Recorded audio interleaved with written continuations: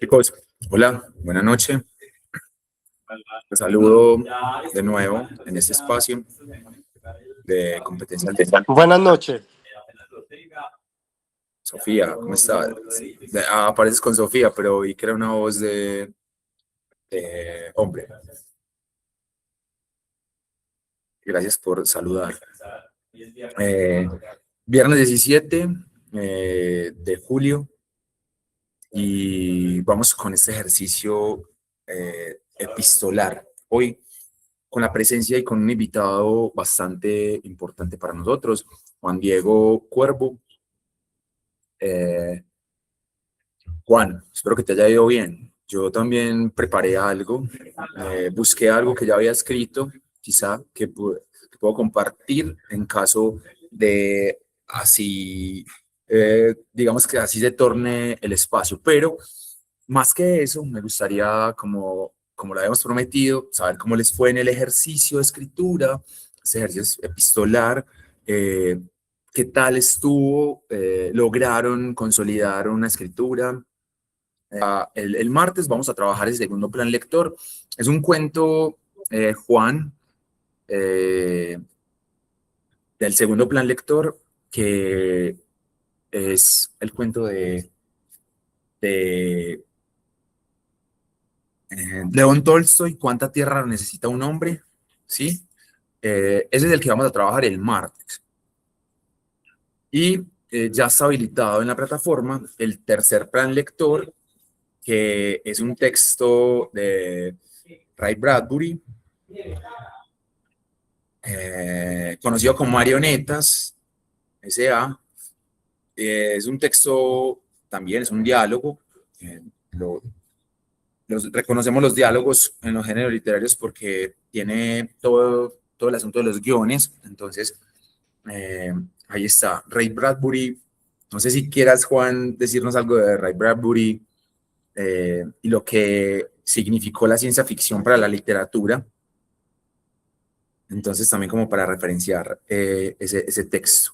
Y también abrirte la posibilidad, Juan, si tú nos cuentas tu experiencia con el examen de admisión y si nos das como algunos tips en torno a qué fue lo que a ti te funcionó para hacerte estudiante regular de la Universidad de Antioquia.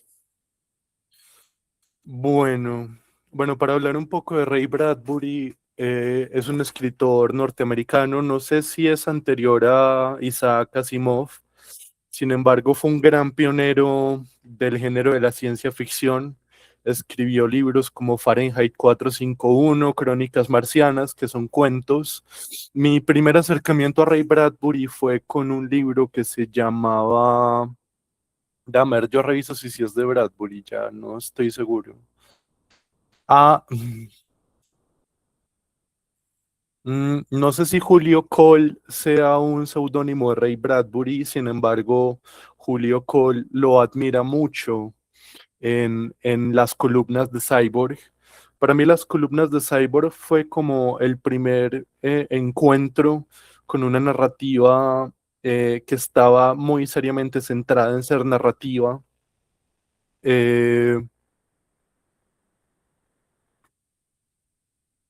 Por ejemplo, tenía cuentos muy abstractos, jugaba mucho con la concepción del círculo de un cuento, es decir, que el cuento comienza por acá, te va dando un contexto, pero el cuento mismo te va llevando a su propio final y es una serpiente que se come la cola. Y eso pasa mucho con Ray Bradbury. Sin embargo, yo estoy hablando de Julio Cole, que no sé si será un alter ego de Bradbury, ahora que se los confieso.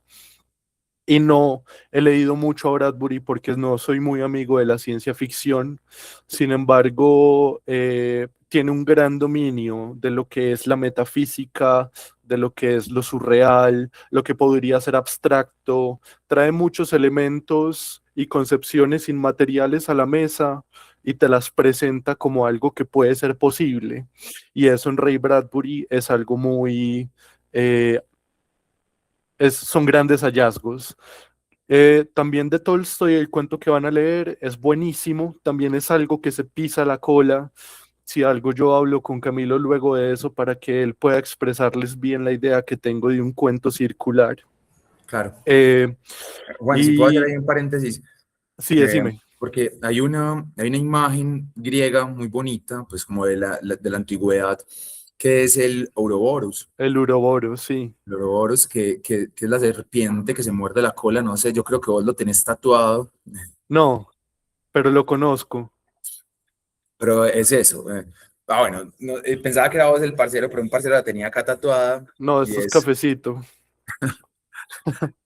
bien, es eso, es como esa antigua leyenda de una serpiente que se devora a sí misma, Sí, y es decir, que cierra el ciclo, sí, eh, es aquella que se alimenta, pero en simultánea es el alimento que se alimenta a sí mismo, y sí, eso mismo se va a trasladar en una visión de la literatura, como una visión completa, una visión un poco holística del asunto, mm, y es que cada detalle en la literatura está puesto allí con una finalidad, sí, cada detalle, especialmente en los cuentos.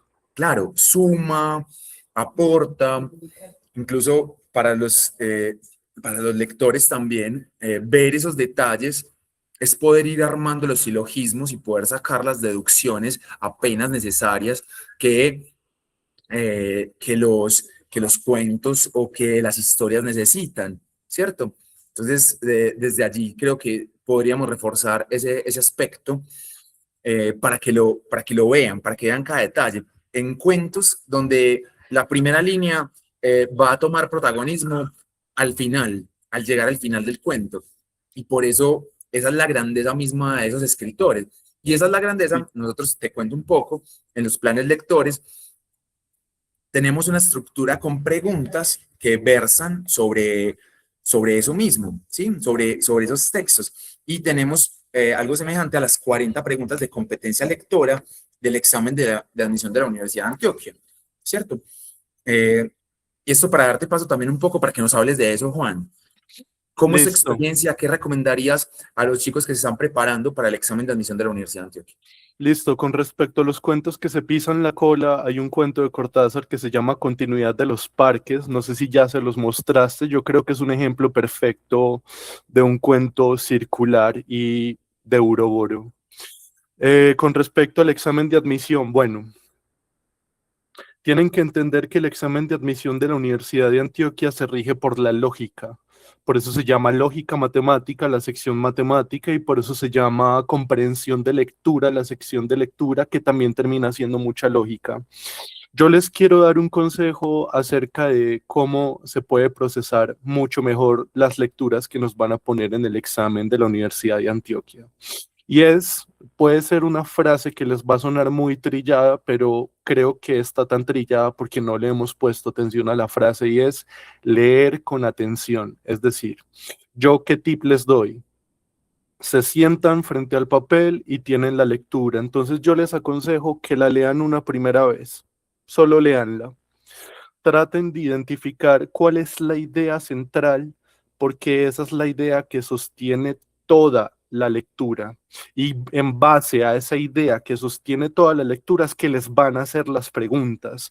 Ahora, cuando yo les digo lean con atención, es entiendan lo que están leyendo. No se dejen meter presión por el tiempo. Lean con atención. Es decir, por ejemplo, precisamente acá tengo continuidad en los parques. Entonces yo empiezo a leer. Había empezado a leer una novela unos días antes. Listo. Frase por frase la voy digiriendo. La abandonó por negocios urgentes. Volvió a abrirla cuando regresaba en tren a la finca. Ustedes tienen que entender que como el examen es tipo ensayo, les van a meter muchos conceptos e ideas en cada frase y lo importante es que pasen por cada una. Si acabo de leer una frase y no la entendí, la vuelvo a leer. Si no entendí la frase, vuelvo a la anterior y la vuelvo a leer. De esta manera, ustedes van logrando que sus cerebros entiendan el texto en total.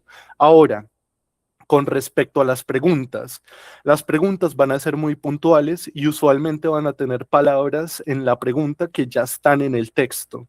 Así que ustedes van a esa parte del texto se acercan al párrafo o al inicio del párrafo, leen el párrafo y ahí van a encontrar la respuesta de la pregunta, porque el examen de admisión no busca corcharlos, como les digo, es algo de pura lógica.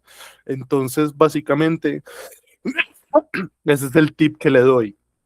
Léanlo múltiples veces, léanlo las veces que sea necesario, no digan ya leí esto, no, léanlo todas las veces que sea necesario porque va a ser necesario.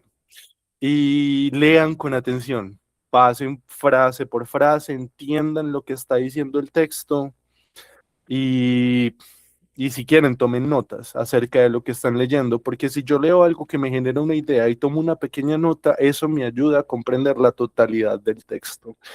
Con respecto a la lógica matemática, ese no es mi fuerte, así que solamente me limitaré a hablar de la comprensión de lectura.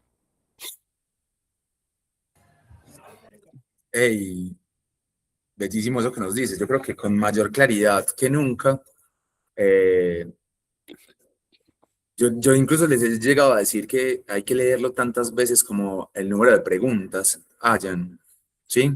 Son 40 preguntas y 40 preguntas que nos remiten a un escaneo, a una nueva lectura, ya sea del texto completo o de un fragmento. Me quedo también y resalto lo que dices de sacar la idea principal, que esa idea es una idea regente, una idea rectora de todas las demás ideas que van a aparecer allí y que también nos regala el tono del texto. Me quedo también, Juan, con el entramado y lo intrínseco que se encuentra tanto la competencia lectora como el razonamiento lógico. Yo leo de manera lógica, leo de manera hermenéutica, leo de manera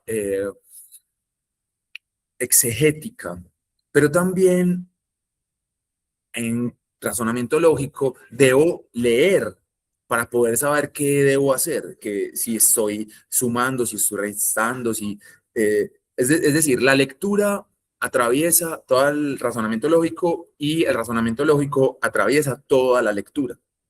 Bien, yo creo que es grato poderte encontrar tu palabra también ahora y encontrar cómo se genera eso frente a un texto. Y la idea es que también nosotros nos pongamos a ver en detalle eso que dice Juan con estos planes lectores, ¿sí? Por ahora también una de las cosas que les he dicho como de manera entrañable y es, hey muchachos, eh, hablamos, pero también escuchamos. Leemos, pero también escribimos. Y las 4 competencias comunicativas son en un entramado, están una encrustada en la otra, intrínseca, ¿sí? Y por eso estamos hoy aprovechando la presencia de Juan para hablar un poco de su obra, de él, y para tener una excusa, para hablar siempre de la escritura, de la lectura, es decir, de esa cosa humana que es el logos. Alguna vez escuché esas antiguas disquisiciones sobre qué es lo que nos hace humanos, ¿sí? Incluso Platón dice, definiendo al ser humano, lo dice definiendo al hombre, dice, el hombre es un animal, es un bípedo implume, ¿sí? Y llega Diógenes, pues, y despluma una gallina y se la tira en la academia a Platón y le dice, ahí está tu bípedo implume, ¿sí? Ahí está tu gallina desplumada, eso es el hombre según tú. Y creo que va más allá y con Ahí está tu Aristóteles, mano. ahí está tu humano, ahí está tu hombre. Y con Aristóteles accedemos a pensarnos una cosa importante y es el logos. Somos el animal con logos, es decir, somos el animal con palabra, somos el animal parlante, si se quiere de esa manera. Y como animal parlante estamos un poco penetrando siempre en eso del lenguaje. Y el lenguaje tiene una particularidad muy bella y es que entre tanto nosotros lo estudiamos, entre tanto lo vamos usando. Es decir, nosotros hoy estamos haciendo unos procesos de metacognición muy tesos, porque nosotros estamos hablando, usando el lenguaje para hablar sobre el lenguaje mismo, al respecto del lenguaje mismo. Y eso, ¡paf!, eso nos estalla, o sea, eso estalla cualquier cosa imaginada, ¿sí? Dale, Juan. Yo creo que ustedes nos ven a Camilo y a mí y dicen, este par están muy locos, están muy malditamente locos.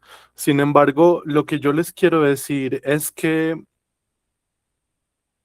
la importancia de la lectura es cómo al ser humano relacionarse con el lenguaje crea canales cognitivos dentro de su cabeza que literalmente le permiten entender el mundo. Ahora, a nosotros nos gusta la literatura porque es bonita, pero realmente leer tiene una importancia fundamental para el ser humano y por eso es que buscamos tanto énfasis a lean muchachos, escriban, busquen lecturas, no tienen que leer solamente novelas, no tienen que leer ensayos, literatura, lean de todo, porque a medida, el cerebro es un órgano de tolerancia. Y a medida que le va subiendo la intensidad y la complejidad, el cerebro va entendiendo concepciones, como lo dice Camino, de la metalingüística, de la metafísica, concepciones abstractas, y eso nos hace entender el mundo. Eso hace que nosotros nos podamos encontrar con textos de historia, por ejemplo, con enciclopedias, con todo aquello que pueda ser escrito.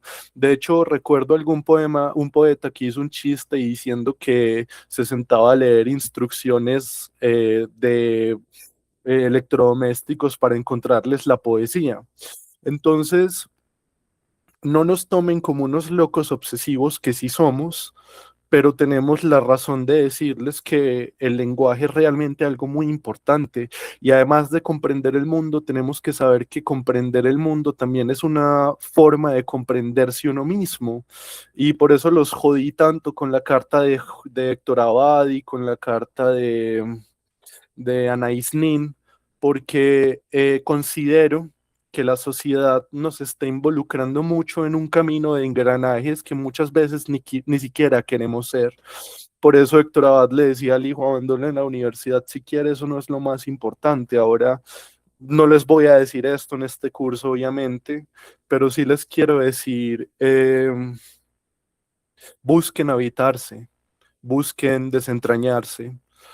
Mm, muchas veces tenemos sombras muy densas y develarlas no solo nos hace comprender el entorno, sino a nosotros mismos y nos permite ser mucha mejor luz para los entornos. Y eso inevitablemente termina influyendo en nosotros. La importancia de la vida no es la que nos ha enseñado el capitalismo, que es el derroche absoluto. La importancia de la vida es disfrutarla al final de cuentas y eso es a lo que los quiero invitar la noche de hoy a que disfruten la vida, a que se pregunten qué es lo que yo disfruto de la vida y que lo hagan. Sí, yo creo que esa figurita de que le estalla la cabeza es muy pertinente ahora. Me agrada que ustedes la envíen. También parte del disfrute y del deleite. Como decía Nietzsche, yo no creo en un Dios que no sepa reír, Mm. decía Nietzsche. Y, y bueno, aquí estamos también un poco riéndonos de un tanto. Hermoso, hermoso, Emiliana. Bueno, seguimos. Yo creo que aquí hay madera, y hay tela, y hay un espacio que hoy se torna muy fecundo, muy bello para escuchar. Por ahí vi que en el Padlet también ya había alguien publicado. ¿Quién más? ¿Quién quiere seguir? Juan, yo te puedo pedir algo. Hay uno de tus poemas que se llama Amigos del Pecado. Personalmente me gustó bastante. ¿Lo puedes leer? Claro que sí. ¿Desean que lo lea ya o lo leo cuando todos ustedes terminen de hacer sus lecturas? Ya, Mejor, ya, sí. ya. No, no, cuando todos terminemos, profe.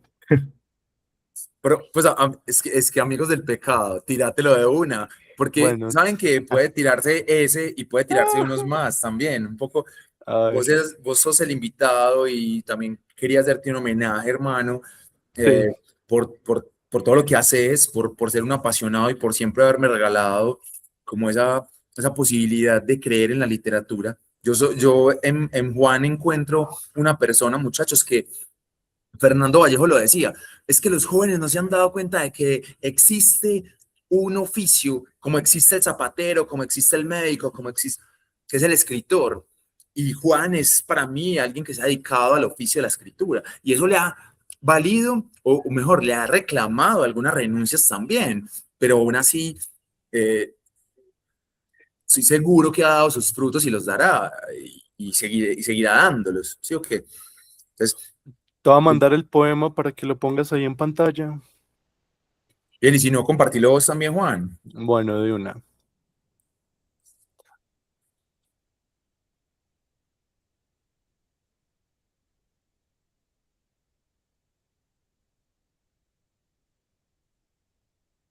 Acá está.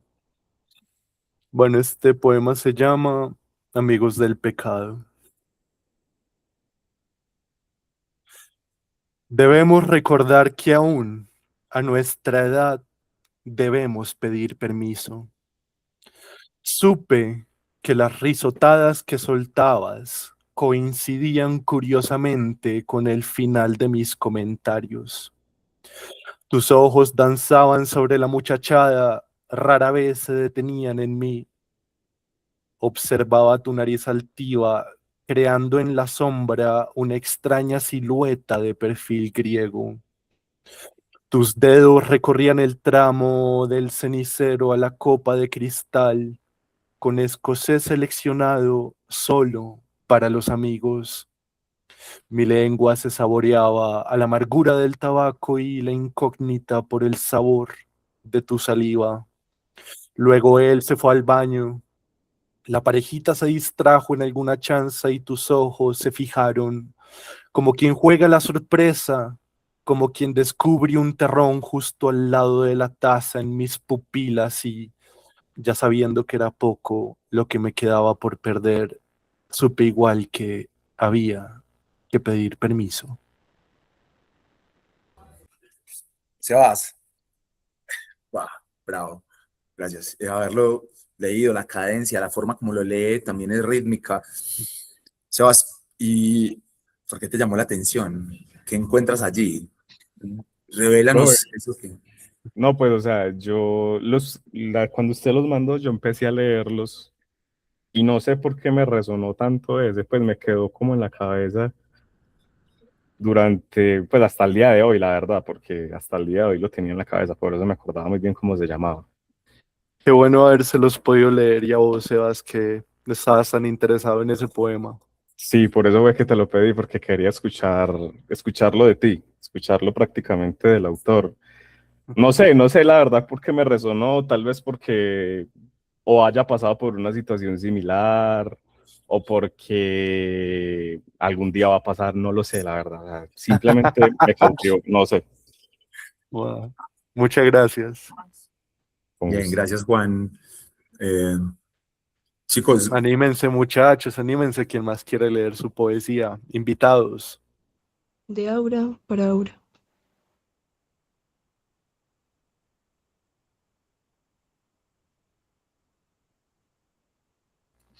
Dios santo. La, la escritura de Mar siempre va a ser algo muy inabarcable, la verdad. Mm, Estoy completamente sin palabras. yo, yo resalto, Juan, eh, más, o sea, más que poder, eh, casi no escuchaba, tuve que pegar el oído, por eso apagué la cámara, eh, pegar el oído como al parlantico, eh, pero en todo eso sentía una aura, bueno, también, también, no, también era el personaje, pues, cierto, como él, pero sabes que como una atmósfera bastante como lúgubre, como penetrante, como una cosa allí extraña. Y hay una novela, El querido Carlos Fuentes. claro, claro, por favor, ¿por qué no nos hablas de eso? Porque justamente creo que resuena en su tono, Háblanos de esa relación. Va, pues primero me gustaría mucho resaltar la postdata. Perdóname porque las respuestas siempre te las doy en formas de pregunta. No recuerdo exactamente cómo decía la frase, pero es básicamente las respuestas están dadas en las preguntas que ya se Sí, sí, hacen, sí. ¿no? Hijo de madre, Dios mío. Bueno, Carlos Fuentes es un escritor mexicano que siempre, a ver, hago un paréntesis pequeño para hablarles del boom latinoamericano. El boom fue una explosión de literatura latinoamericana en el siglo XX, después de la mitad del siglo, en donde personajes como Carlos Fuentes, Julio Cortázar, Gabriel García Márquez y Mario Vargas Llosa resaltaron tanto a nivel editorial que eso nos permitió a los latinoamericanos ser tenidos en cuenta en Europa y que nos dieran importancia en nuestro lenguaje y en estas letras. Además, porque ya nosotros estábamos muy familiarizados con una identidad, no solo por compartir el lenguaje, y el hecho de que se llamara boom latinoamericano nos reafirmaba a todos como personas de un mismo pueblo que están en regiones muy diferentes. Entonces, Carlos Fuentes, que fue una de esas personas tan importantes, él siempre buscó jugar con el lenguaje. Aura, que yo de hecho se las quería traer hoy, pero no la encontré. Se las quería traer en digital, pero no la encontré. Les traje Ilona llega con lluvia, de Álvaro Mutis. Aura es una narración muy curiosa porque Carlos Fuentes empieza la novela hablando en segunda persona. Toda la novela es como si tú te hablaras a ti porque así está escrita. Por ejemplo, así empieza la novela. No es él lee, ella lee, él leía, no, y está en presente. Lees ese anuncio. ¿Quién? Vos mismo. Una oferta de esa naturaleza no se hace todos los días. Lees y relees el aviso. Parece dirigido a ti, ¿a quién? A nadie más. Distraído dejas que la ceniza del cigarro caiga dentro de la taza de té que has estado bebiendo en este cafetín sucio y barato. Acá hay un juego interesante del tiempo. Tú releerás. Se solicita historiador joven, ordenado, escrupuloso. Entonces ya sabemos que ese tú es un hombre, pero bueno, sigamos, mes- conocedor de la lengua francesa, conocimiento perfecto, coloquial. Bueno, esta novela que les quería empezar a leer cómo empieza era para explicar a qué me refiero con que está narrada en segunda persona. Muy pocos autores han hecho eso y Carlos Fuentes exploró demasiado los personajes narrativos y los tiempos verbales. Y Aura es de un personaje que se encuentra con ese anuncio de periódico que parece escrito esencialmente para él y se trata de una viuda que quiere eh, traducir y terminar de organizar las memorias de su marido fallecido y precisamente es contratado Felipe Montero. Y Felipe Montero llega a la casa, hay un aura muy lúgubre, hay un aura de oscuridades, de luces muy diminutas, de una esperanza muy perdida, de una tristeza, de una melancolía, de una resignación. Y en esta casa precisamente existen dos personas, que son la viuda y la sobrina de la viuda, que es Aura. Y Aura es una mujer que es muy enigmática porque en algunos momentos se muestra muy coqueta, pero en otros momentos se muestra como una mujer muy vulnerable, como si existiera una dualidad ahí que realmente no existe, pero Aura comienza a conquistarle el alma a Felipe Montero. Felipe Montero no puede salir de allí. Él tiene que estar trabajando en ese lugar hasta que termine las memorias. Él, de hecho, se dice: ¿qué negocio me hice? Me van a pagar comida, vivienda y todo por traducir unas memorias. Yo creo que incluso me voy a demorar un tiempo más acabándolas. Pero ese es el pretexto de la historia, porque el verdadero sentir de la historia es... Hmm.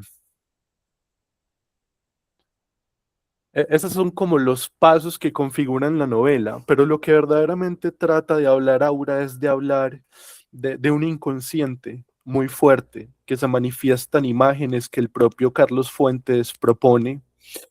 La novela realmente es muy corta, son como 50 páginas. Los invito mucho a leerla. Yo la voy a conseguir y se la voy a mandar a Camilo para que se las deje a ustedes en el grupo de WhatsApp. No les quiero contar más, perdónenme si mis palabras no los entretuvieron lo suficiente, pero la novela vale toda la pena y cuando lleguen al final van a mandar el emoji de la cabeza explotando. Porque Aura y la viuda tienen una relación con Felipe Montero que él desconoce y solamente va a entender a través de las memorias. Paf. Sí, sí, eso no fue un spoiler. De verdad que la novela obviamente es fascinante, es una cosa muy loca. Y esa novela se lee así de un tirón, Juan. Sí, Yo creo sí, que sí, sí. Se las voy a conseguir y se las mando. ahí les envié, porque en Ciudad Seba, que es esa biblioteca digital, y está completa. Les mandé esa, por si alguno quiere acercarse a ella. Eh, Recuerdo que cuando la leí no pude parar. No pude parar porque es tan misteriosa, es tan tremenda, Simbólica. que, que se lo lleva a uno y se lo tragan ese flujo, hermano. Son de las novelas que no lo dejan a uno ir a trabajar o que no lo dejan ir a... O dormir, uno no Sí, puede sí, sí, sí. dormir. Se la tiene que acabar. Claro que sí, claro que sí. Bueno, ya estamos preparados para escuchar uno más, una carta más, una o dos.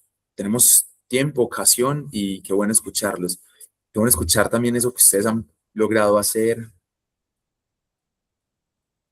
No se anima a compartirnos escritura. Así haya quedado inconclusa. Los buenos poemas, las buenas cartas nunca se terminan, se abandonan de algún modo. ¿Sí? Hey, hice esto. Bien, bienvenido sea. ¿Alguien más nos quiere compartir su texto?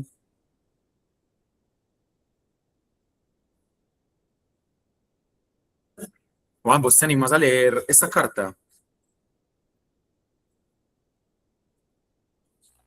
Va.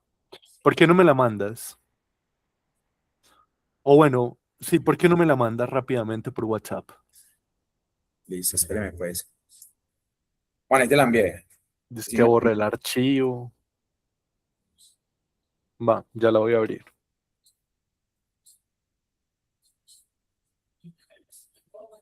Listo, entonces si quieres, tú me vas siguiendo con la lectura. ¿Listo? listo. Listo. Va. Bello Antioquia, a los 7 días del mes de enero del 2026. Escritura para los otros colaterales. Camilo Saldarriaga Palacio.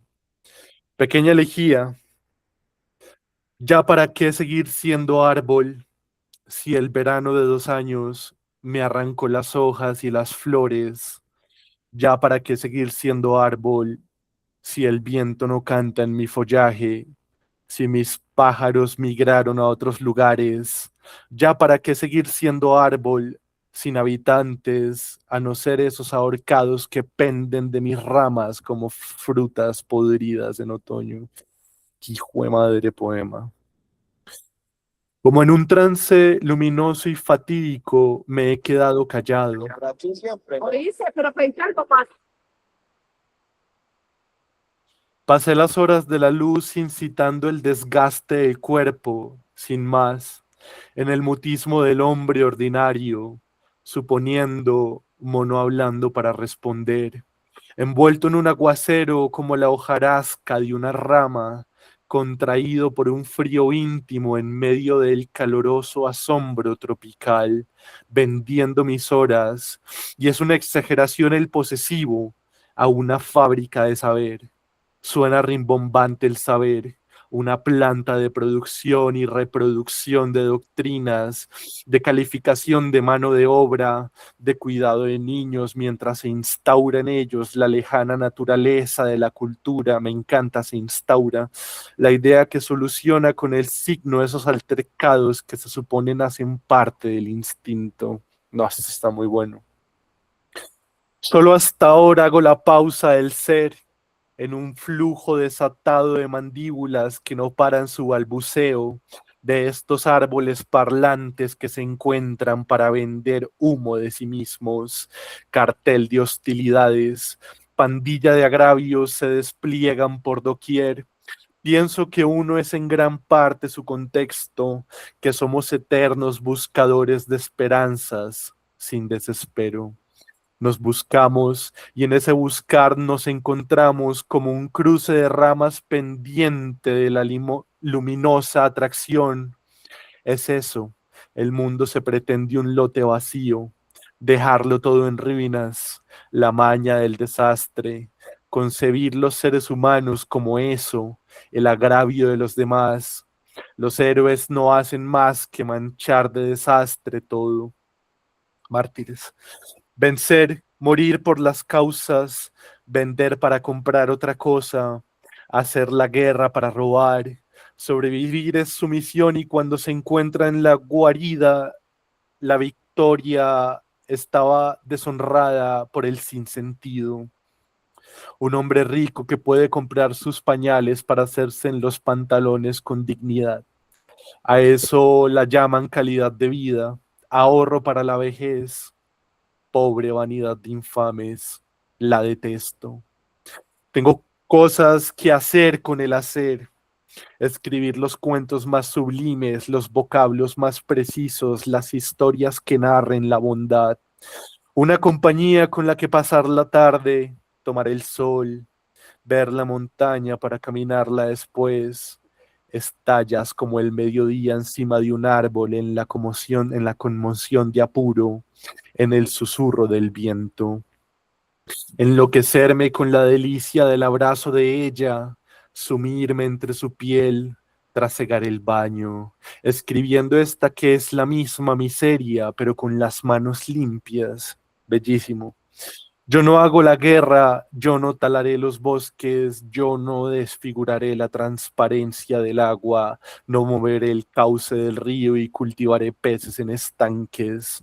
Soy del mar abierto, soy de la ola más que de la orilla, soy ave que migra con la corriente en la inmediatez, galopando como las palmeras las nubes, jugando a ser la fisura que las ramas aprietan. Alegoría con el árbol. Corregida. Eso lo creo que ya, porque la carta em, está dos veces. Así que no leímos la corregida, pero la primera está impecable, así que no iré más.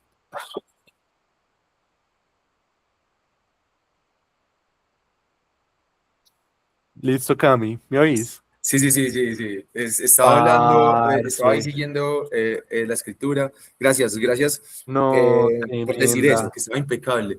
Eh, No, impecable. intento siempre dejar, porque me ha pasado que cuando creo corregir los textos, lo que hago es que los Sí, daño. sí, exactamente, sí. Entonces, ahora estoy haciendo algo y es intentar dejar las versiones, Ajá, ok. Sí. como, como dejarlas ahí, ¿sí? Y también como ese historial de qué pensaba, qué cambié. Y bueno, hay varios textos, hay varios poemas que están así. Se nos pasó la hora, chicos. Muchas gracias a ustedes. Se les quiere. Gracias a Juan. Una noche, yo creo que espléndida, especial. Gracias, Juan, por habernos acompañado. quiero agradecer también a todos los que se quedaron, a todos los que están acá, a todos los que participaron, a los que escucharon también. Espero que haya calado hondo este encuentro. Juan, de verdad, muchísimas gracias, hermano. Estoy completamente agradecido con vos. Dame un segundito, yo les cuento rápidamente qué regalos les traje. Claro. Ya se los voy a mandar a Camilo para que se los envíe. Les traigo un poemario de Darío Jaramillo Agudelo. Les traigo una obra de teatro de Alejandro Casona, muy cortita, casi del tamaño de Aura. Se llama Los árboles mueren de pie. Y les traigo una novela corta de Álvaro Mutis que se llama Ilona llega con lluvia. Entonces ahí estamos mirando 3 aspectos de la literatura, que son la lírica, que es la poesía, la dramaturgia, que es el teatro, y la narrativa, que es una novela.